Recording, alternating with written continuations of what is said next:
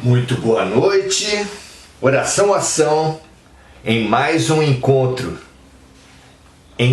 de amigos em busca de autoconhecimento, de conhecimento sobre o funcionamento da vida e da ação de Deus na criação e de reforço da convicção da prática do bem como o grande caminho de evolução espiritual. Alguém tem uma proposta melhor? Conhecer a vida, conhecer as leis de Deus, conhecer a justiça, a educação, a terapêutica do mundo? Conhecer a nós mesmos, ultrapassando a aparência do corpo, ultrapassando mesmo a aparência do ego, para alcançar a essência da criatura?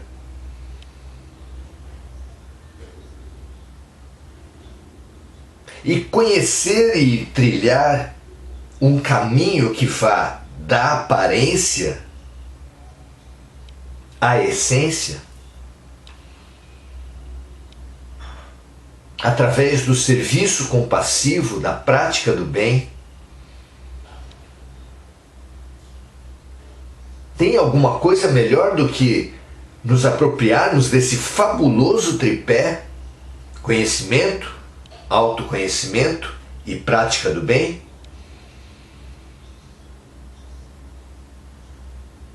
Compreendamos a profundidade dessa proposta, a oportunidade dessa proposta, a urgência dessa proposta. E assim, disponíveis à vida, disponíveis à ação de Deus, estaremos escolhendo o nosso melhor caminho. Paz na terra aos homens de boa vontade. Sejamos nós, mulheres e homens de boa vontade. Convite maravilhoso. Que ótimo que estejamos aceitando. Muito bem, continuamos então nossos estudos sobre essa fabulosa ferramenta de reconciliação com Deus, de aceitação da bondade, da justiça, do amor perfeito em nossas vidas, que é a reencarnação. É o item 222 do capítulo 5, que tem por título Considerações sobre as várias existências do Espírito, isso tudo em O Livro dos Espíritos, de Allan Kardec. Vamos lá? Muito bom. Hoje, o subitem desse item, o dogma da reencarnação, tem por título Sofrimentos Eternos. Aqui Kardec estuda a doutrina das vidas sucessivas frente à doutrina da vida única. Qual alternativa é mais consistente? Qual alternativa é mais condizente com a bondade de Deus? Vamos estudar isso? Vamos lá. Diz Kardec assim: algumas vezes temos nos deparado com o seguinte raciocínio: Deus, que é soberanamente bom, não pode, na visão de alguns, não pode impor ao homem recomeçar uma outra existência repleta de misérias e dificuldades. Para algumas pessoas não é condizente com a bondade, com a justiça, com o amor de Deus submeter suas criaturas, os seus filhos, a misérias e dificuldades. Parece haver uma lógica nessa objeção, não é? Pois Kardec continua: por acaso essas pessoas consideram que Deus é mais justo e bom quando condena alguém ao sofrimento eterno apenas porque cometeu um erro?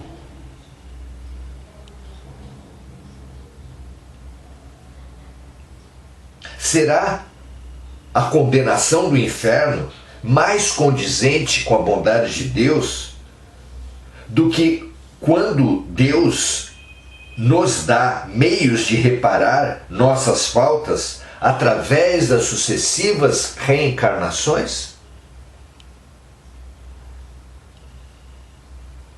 Então Kardec nos apresenta uma situação concreta do cotidiano para nós analisarmos. Diz ele assim: 2 industriais tinham, cada qual, um operário com o qual tinham feito um trato de que podiam aspirar a se tornar sócio do respectivo patrão. Então, 2 patrões que tinham feito um trato com seus operários de que eles estavam, no tempo propício,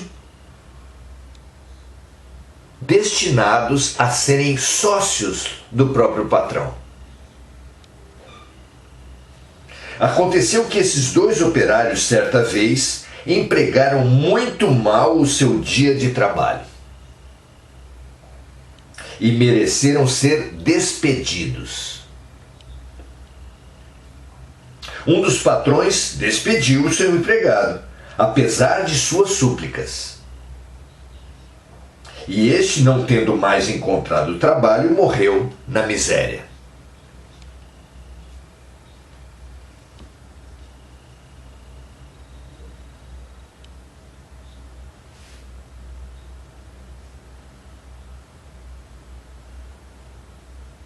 O outro disse ao seu operário: você perdeu um dia de serviço. Me deve uma compensação. Fez mal o trabalho e me deve uma reparação. Procura executar bem o serviço e eu o conservarei.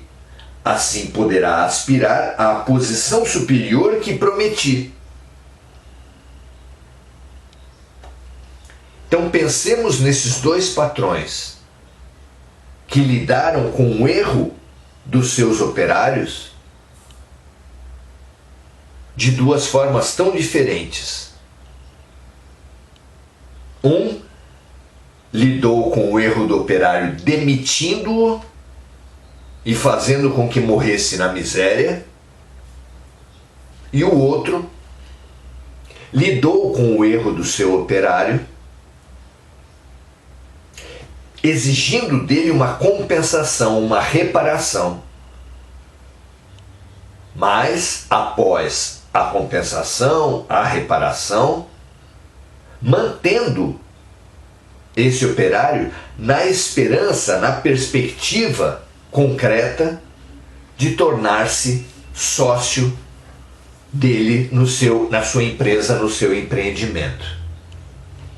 Pergunta então Kardec: será necessário perguntar qual dos 2 patrões foi o mais humano?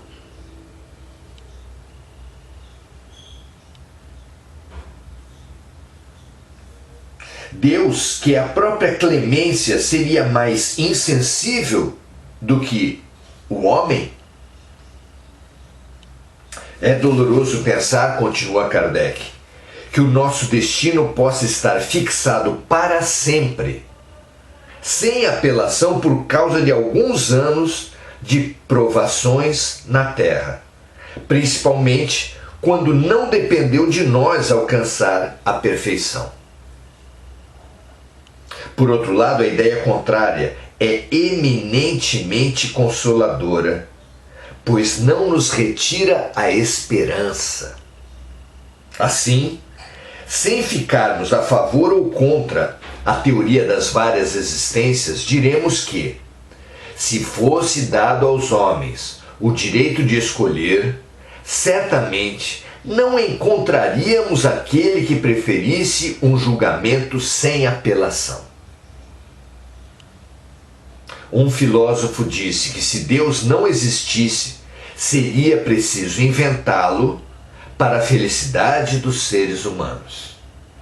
O mesmo se pode dizer das várias existências vividas pelo espírito em corpo físico. Mas, conforme já dissemos anteriormente, Deus não nos pede permissão, nem consulta a nossa vontade. As coisas são ou não são.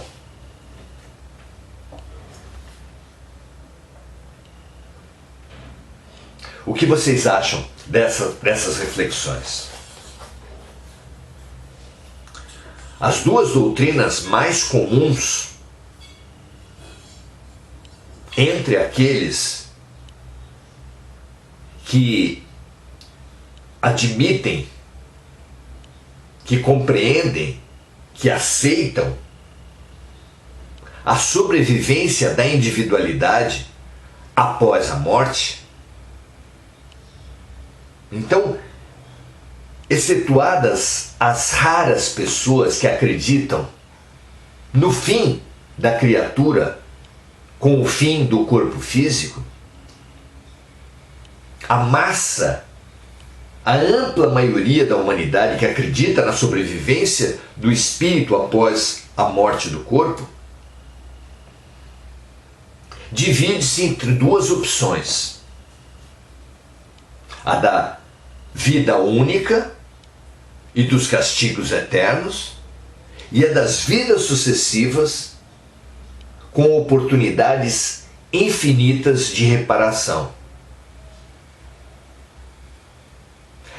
Apontar que a doutrina das vidas sucessivas é indigna da bondade de Deus perante a doutrina das vidas, da vida única e dos castigos eternos, é uma total incongruência.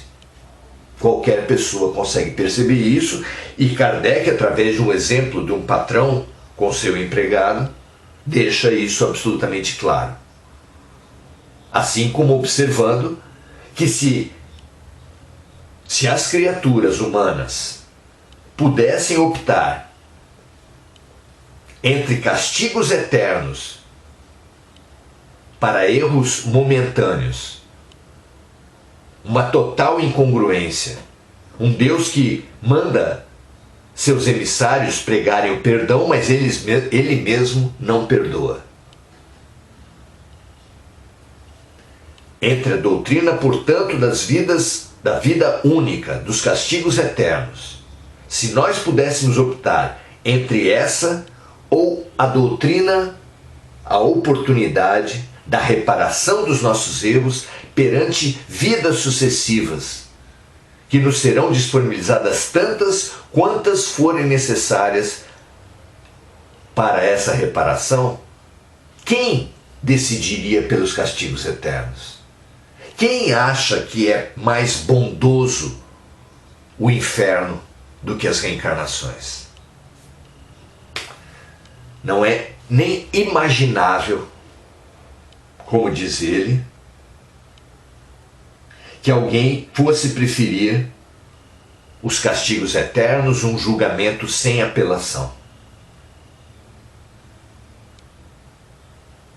Então, segundo os próprios espíritos, que nos trazem psicografias de romances que demonstram em duas, às vezes 3 vidas, o encaixe perfeito das dores atuais como consequências óbvias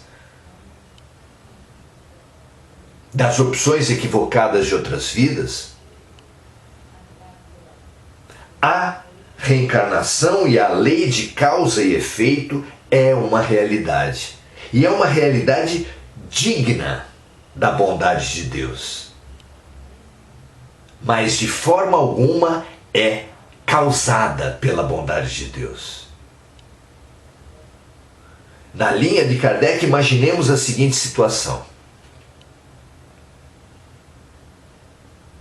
Um filho comete um erro na escola, no trabalho, na sociedade, e um pai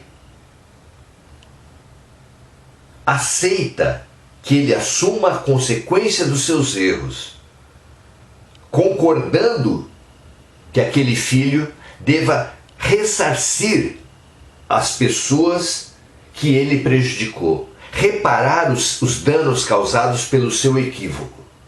Esse pai, pensemos juntos, esse pai e essa mãe, que concordassem com a necessidade do seu filho reparar os seus erros, ressarcir aqueles a quem prejudicou, seria um mau pai, uma má mãe? Bom pai seria aquele que desobrigasse seus filhos de assumirem a responsabilidade sobre os seus erros? Alguém poderia defender isso? Ou pior que isso, bom pai e boa mãe seria aquele que expulsasse de casa para o resto da vida os filhos que erraram? O que você pensa? Ora, claro, é evidente que a alternativa da reencarnação, além de ser revelada pelos espíritos, é a mais condizente com a bondade de Deus. E não se trata de um castigo de Deus, mas de um processo pedagógico, porque a própria palavra responsabilidade, uma meta tão buscada por todos os seres no seu processo evolutivo, amadurecimento é necessariamente adquirir a responsabilidade. A palavra responsabilidade vem de resposta, vem de responder. Então, conquistar a responsabilidade é conquistar a capacidade de responder pelos seus equívocos, pelos seus erros. Então não há nada menos punitivo, menos indigno da bondade de Deus, ou dito de outra forma, não há nada mais condizente com Deus todo bondade, todo educação, todo curador, todo amor. Nada mais condizente do que as oportunidades infinitas. O próprio Jesus, ao pregar o perdão, pregou o perdão 70 vezes 7. Inseria o erro das criaturas num processo educativo, dizendo: ninguém te condenou, eu também não te condeno, vá e não erres mais. Essa doutrina, a doutrina do amor, o Deus de amor, é completamente incompatível com a doutrina dos castigos eternos. E mesmo das compensações dos prêmios eternos no paraíso. Paraíso e inferno são absurdamente, totalmente incompatíveis com um Deus de amor. Porque aquela pessoa que não errou numa vida, mesmo a pessoa que não errou, não cometeu crimes numa vida, tem muito a crescer, por exemplo, diante de um Jesus. A pessoa pode não ter matado, não mentido, não prestado falso testemunho, não cobiçado a mulher do próximo, honrado seu pai e sua mãe, e mesmo assim não ser uma pessoa generosa, não ser uma pessoa disponível a servir aos outros, não amar incondicionalmente os seres à sua volta. É totalmente possível que isso aconteça. Então, imaginar alguém que não tenha errado de acordo com os 10 mandamentos de Moisés e que ele fique destinado à ociosidade de um paraíso inútil, contemplativo, também não é compatível com a bondade de Deus. Pensemos sobre a lógica da vida. A vida precisa ser lógica, precisa ser justa e presidida por um Deus de amor, precisa ser amorosa. É sim digno da bondade de Deus. É sim expressão de amor que um pai, que um educador, que uma mãe permitam que suas crianças, que seus filhos, que seus alunos assumam a consequência dos seus erros. Ainda mais se disponibilizar para esses filhos e alunos toda assistência, toda a possibilidade de reparação, de aprendizado e de cura, como Deus nos oferece. Estudemos isso. Vejamos se não há lógica nisso. Se não é acalentador de nossas almas saber que as doenças congênitas, os abusos e violências, inclusive intrafamiliares, sofridos por crianças em tenra idade, quando não foi absolutamente possível que elas tenham cometido qualquer grande equívoco, só podem ser compreendidos à luz das vidas sucessivas. De forma que uma criança que sofreu violência pode, não obrigatoriamente, mas pode sim ter sido um abusador de outras vidas, que está sofrendo o mesmo tipo de violência que praticou, não como uma vingança olho por olho, dente por dente de um Deus de ira e de punição, mas usando essa situação de sofrer a mesma dor que fez sofrer como recurso último para uma criatura teimosa que não aceitou diversas oportunidades de colocar-se por boa vontade no lugar dos outros. Então, um abusador vai receber, ainda na própria vida em que cometeu esse absurdo, oportunidades de reparação, de reconciliação, de assumir a responsabilidade sobre seus equívocos na própria vida em que cometeu esse abuso. Mas se fugir à responsabilidade, se não aceitar os convites à reparação e à reconciliação com seus prejudicados, em várias vidas, pode ser sim que só reste a vida colocá-lo no lugar do outro compulsoriamente, já que ele não foi capaz de colocar-se no lugar dos outros pelo amor, pelo serviço, pela fraternidade. Não se trata de um processo de punição. Se trata apenas da compaixão, da empatia como grande mecanismo de expansão, de melhoria, de evolução espiritual.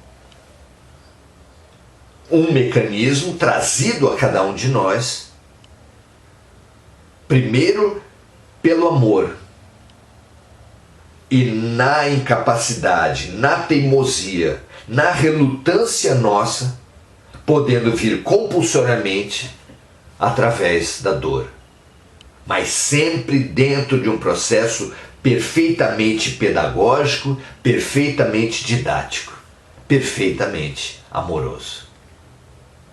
O que você acha disso? Pense a respeito disso. Estude isso na vida. Estude nos romances espíritas, nesse fabuloso O Livro dos Espíritos. Nós aqui, nos nossos próximos encontros, continuaremos estudando e expandindo o mecanismo da reencarnação como um fabuloso meio de realização de uma bondade perfeita, infinita e amorosa, presidindo tudo o que acontece na vida de todas as criaturas. Muito bom estarmos juntos. Pensemos agora numa estimulação, que essa nossa compreensão se una como gotas de luz num mesmo recipiente, e que sejam tantas gotas, tão grande a nossa compreensão, que transborde numa onda de compreensão por toda a Terra, que elimine essa revolta tóxica que toma conta de nossas almas, essa autocompaixão, essa pena de nós mesmos, que nos empobrece tanto, que nos paralisa na posição de vítimas. Imaginemos esse remédio da compreensão das vidas sucessivas, dessa compreensão da lei de causa e efeito como base amorosa e justa para todas as dores, como grande forma de cura, de resiliência, de persistência, à disposição de todos que tiverem a mínima boa vontade de estudar isso nas psicografias, romances, nos livros de estudo, especialmente nesse O Livro dos Espíritos, mas também no Evangelho segundo o Espiritismo, em diversos outros, porque a doutrina da reencarnação, da lei de causa e efeito, não é propriedade do Espiritismo, mas estudemos todos e reconciliemo-nos, voltando aos braços desse Pai que sempre foi e sempre será perfeitamente amoroso, perfeitamente justo, Pai acima de tudo, de todos nós. Um grande abraço, paz e bem para todos nós, e renovo o convite para continuarmos estudando esse tema tão importante, para nos darmos a coragem e a lucidez de enfrentarmos todas as dores individuais e coletivas pelas quais estamos passando e teremos ainda que passar. Muito bom. Vamos então saudar os nossos amigos Neide Lopes, Gugu Souza,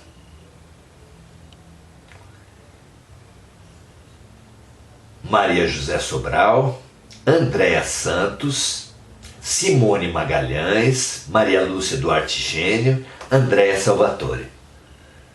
Renovo o meu convite, transbordemos, compartilhemos essa live para que mais e mais pessoas possam escapar dessas cadeias da revolta, dessas cadeias da pena de si mesmo, do vitimismo, que tanto amesquinham e intoxicam nossas almas.